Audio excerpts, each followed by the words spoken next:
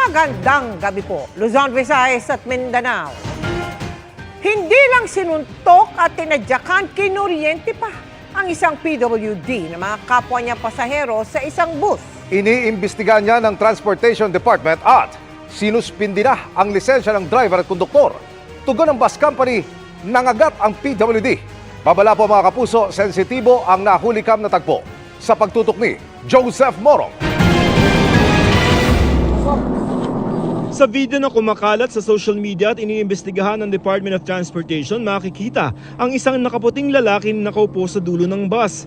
Tumayo siya at tila lumapit sa nagvi-video habang pinagtitinginan siya ng ibang pasahero ng bus. Bumalik siya sa kanyang pwesto. Maya-maya tila napalapit ang nakaputing lalaki sa nagvi-video. Nagpatulong ang lalaki sa iba pang sakay ng bus para pigilan ng lalaki na tila di mapakali. Ang lalaki na tila umiiyak at ilang beses nagmakaawa, sinuntok at tinadyakan ng ilang pasahero.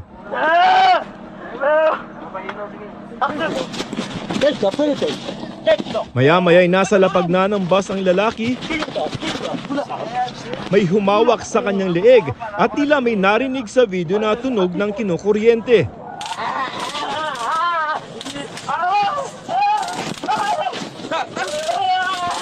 Hanggang sa tila maitulak siya sa may pinto ng bus. Naalarma ang Department of Transportation sa insidente na nangyari noong June 9 sa loob ng Precious Grace Transport sa EDSA bus carousel. Ang lalaki isa raw 25-year-old na person with disability. This was a crime. Binugbog, kinuyo. Yung isang kababayan natin na may kapansanan sa loob ng isang bus. Krimen yan.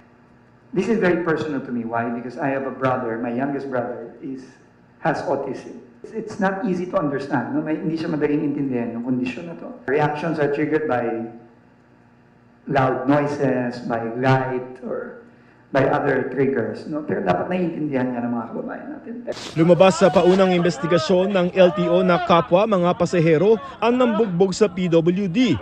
Iniimbestigahan kung may gumamit nga ng taser o pangkuryente sa PWD.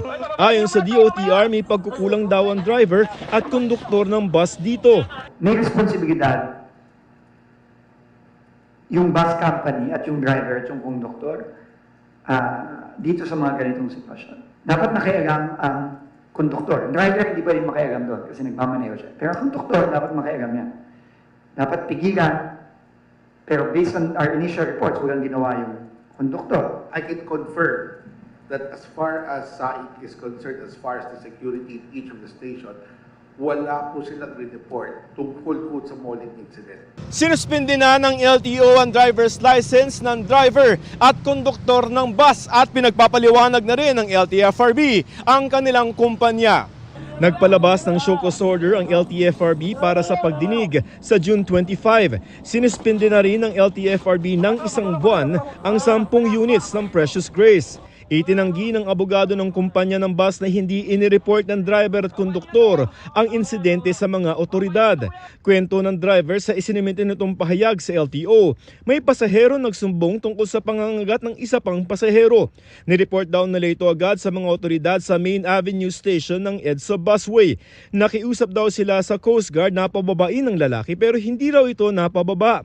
Sinabihan daw sila ng konduktor na i-report na lamang ito sa susunod na estasyon sakaling gumawa ulit ng eksena. Nang malapit na raw sila sa Buendia Station, nangagat daw ulit ito kaya inireport nila ulit ito. Sabi pa ng driver, pinagsabihan niya ang mga pasahero na huwag nang bugbugin ng PWD, bagay na hindi raw nila sinunod. To my mind, yung driver at saka konduktor, ginawa nila ang responsibilidad nila. We have to be educated, we have to understand na ganyan talaga yan. Hindi yan nang-aaway ng basta-basta na yan. No? Pero kailangan maintindihan, kailangan ipaintindi sa mga kababayan natin. Tutulungan daw ng DOTR ang PWD at ang pamilya nito. Para sa GMA Integrated News, Joseph Morong, nakatutok 24 oras.